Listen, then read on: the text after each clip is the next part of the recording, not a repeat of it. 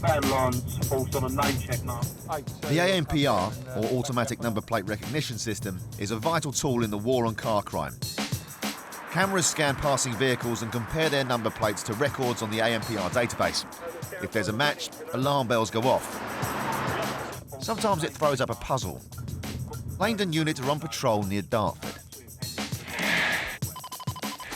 At the wheel of the Mitsubishi Evo is Paul. Next to him is Flinny, manning the scanner and giving directions. A car's been flagged up by the computer.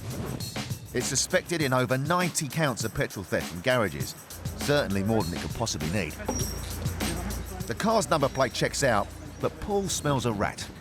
If you actually look at the number plates here, there's traces of some kind of adhesive, which tends to indicate either something's been stuck over the number plates or you could have put another set of plates on.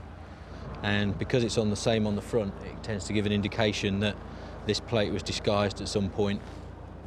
A sticky number plate isn't enough for an arrest, so the lads decide to delve deeper. You've got SMC Ford number plate plastic holders, which again you can slot number plates in. So it's unusual to have two number plate carriers in the back of your car. They're pretty sure the car's been involved in nicking petrol. But the biggest clue isn't in the boot. Mark, is this a diesel or a petrol? Petrol, I think, isn't it? And because that's diesel in there, isn't it? in there. That's a fair old tank in there, isn't it? Nice. Unbelievable.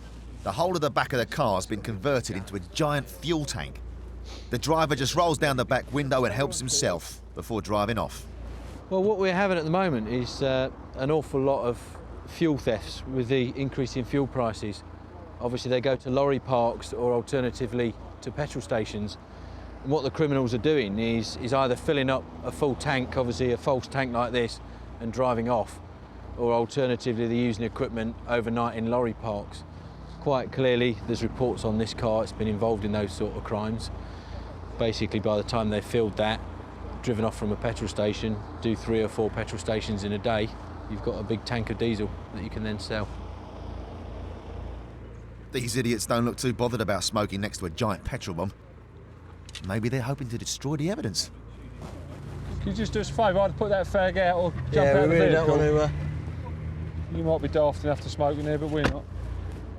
Based on the dodgy number plates and the 45 gallons of diesel in the tank, the police think there's enough on the bloke to make an arrest. And you appreciate all the garages have CCTV, so obviously they'll collate the reports from that with the CCTV evidence, and obviously you'll get spoken to them about it from there. What we're going to do is we'll obviously recover your car for scenes of crime, and that'll be scenes of crime and what have you, because you appreciate, I mean, it's not every day you find a big diesel tank in the back of your seats, is it really? It's not your normal kind of scenarios. For this one-man oil company, the well has run dry. Cool, bloody hell, this stinks. I'm not volunteering to drive this one back. No, so they'd have to recover it from here, wouldn't they? Realising he was banged to rights, the lad pleaded guilty to petrol theft and got a supervision order, a 3-month curfew and 260 hours community service. Thanks to their ANPR cameras, the Interceptors are constantly on the lookout for car crims, making some people take desperate measures to try and foil the high-tech system.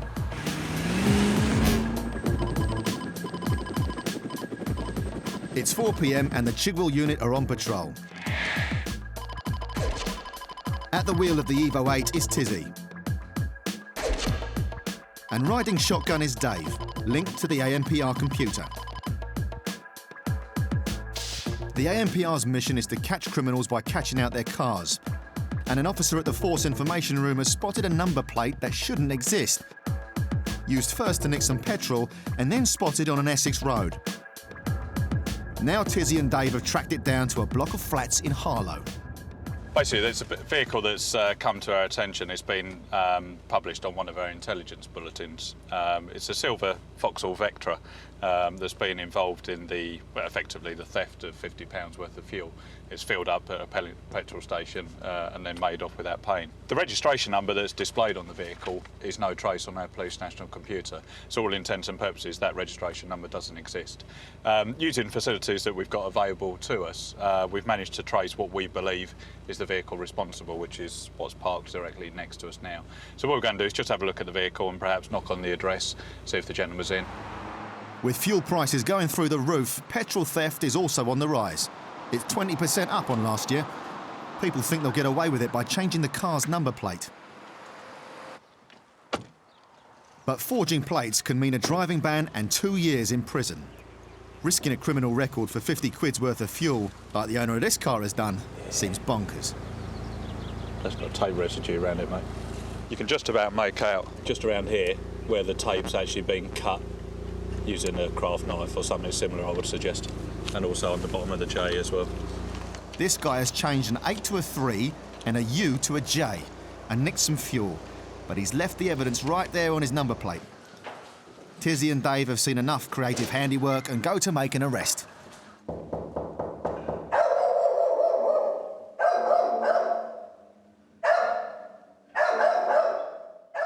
Either the car owner's out, or he's a very good dog impersonator. But the boys aren't bothered.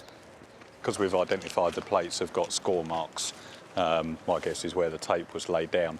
Obviously, if he has spotted us today and we leave, it gives him the opportunity, if he was that way inclined, to actually take the plates off and put some fresh ones on. We then lose sort of vital evidence. We'll have to seize his number plate. But this may be trickier than expected. As everyone knows, the British police do not go around tooled up. Oh yeah, you're all right.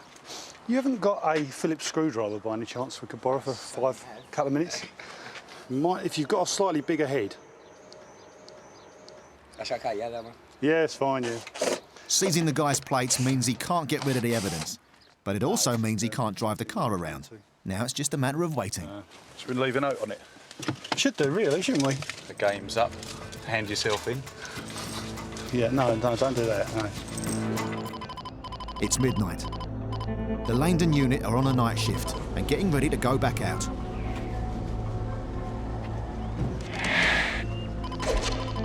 Dennis Logie's on duty tonight in the Evo. Manning the radio next to him is Flinny. The Interceptors work closely with other police units in the area, and right now a local dog unit wants them to back him up.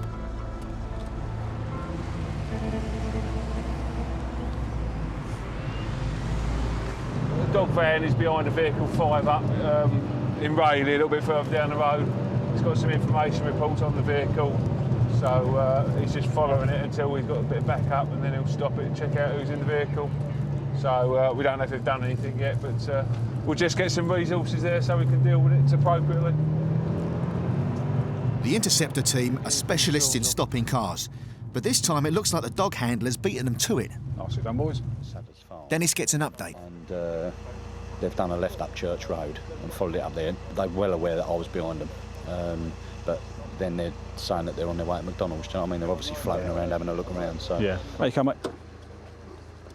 Okay. The dog handler thinks they were looking for a place to rob. You got anything on you shouldn't have, mate? No. No weapons at all? No. Drugs? No. Anything? No. Nothing offensive at all? No. No good? Bad breath? No? Yeah. Yeah. Bad breath. Stand right this way, mate. I'm going to check your pockets, all right? That's enough of that, mate. Don't you wear your trousers up there Yeah, properly? that's what I was putting them out when I got the car and he falling down, didn't I? A pair of socks in my beds. Well, you got a bird socks in your pocket for you. No, Some I sort of left sock that route. fetish or something, have you? The socks could be legit, but burglars often put them over their hands to hide their fingerprints. A search of the motor reveals something hooky. Cops have found a knuckle duster and a balaclava. Gentlemen. Yes. How are you? Right. Right. So the problem we've got at the moment, before we've searched you three, is my colleague's found a knuckle duster under the front seat of the car here. There's one way of dealing with it. Whoever's it is coughs up to it, and that person gets dealt, or all 5 of you will get arrested for it. So it's up to yourselves. So if you want to think about that for a couple of seconds, then we'll come back to you for an answer.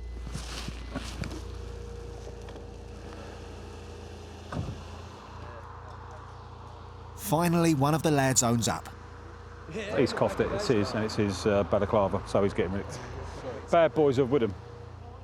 But a new call's come in. A security guard a few miles away has spotted a group of men in a BMW acting suspiciously around another car. There's 2 cars in Purfleet. Matt, does that ring a bell? It's a Beamer. We've got to go, Mark. Up ahead, the crime is in progress, so it's time for some foot-down motoring in the Evo. They've got 12 miles to go, but the Evo's whopping 261 brake horsepower will get them to the crime scene in under 10 minutes.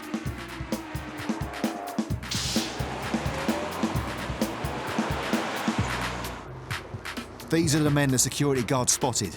A local unit has already pulled them. The report was that they were tampering with an Audi nearby, but the officers aren't sure exactly why.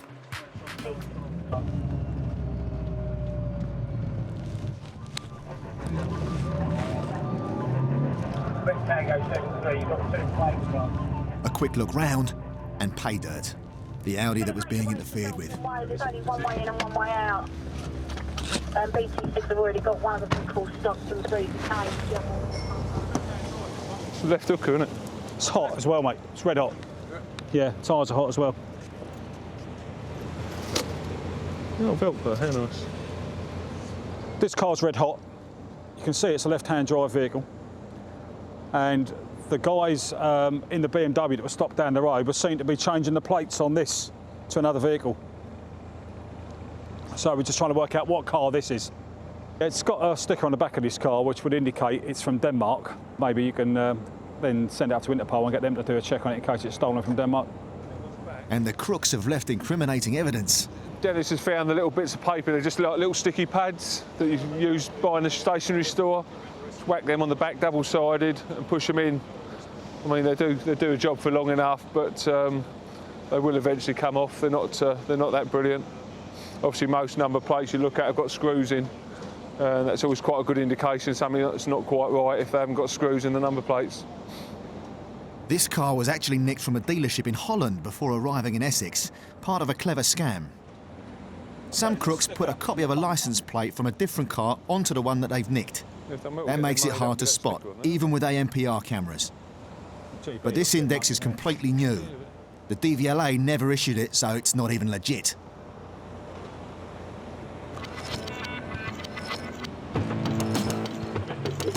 The men and the Audi were taken into police custody, but in the end, no further action was taken. But it was good news for the Audi's owner. He got his car back. As for the first group of lads they stopped, one was given a formal caution for possession of a knuckle duster. The others were allowed on their way. It's a summer evening. The Interceptor team are casting an eye over traffic at Harlow. Their roadside cameras are reading the registration plates on every vehicle driving past them. But sometimes officers don't need any technology to see that something's not right. Biggers is driving the Subaru tonight. And his partner in fighting crime is PC Andy Fitch. Fitchy. A black Volvo's just gone past them, and the driver's caught their eye. Oh, he's having a good look, mate. I'd go. Yeah, he's having a very good look. Did a double. Yes, that's all received. We've got a male driver. We're behind it on 3rd Avenue, so we'll give him a tow. We've got a vehicle registered to a female. It's coming up with no insurance, and we've got a male driver who gave us a couple of double takes as he went across at the lights there. So it all looks wrong. We'll see what he says when we stop him. That's good for me. Yep. All the bin. So.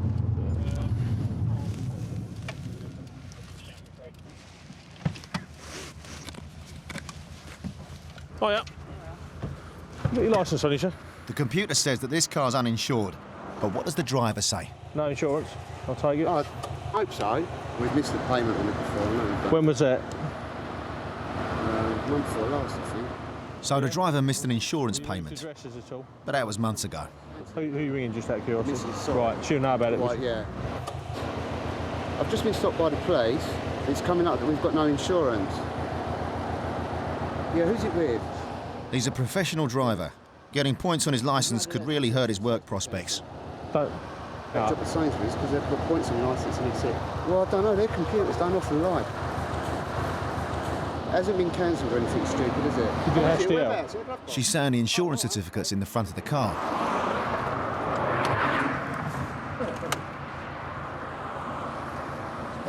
Oh, right, okay.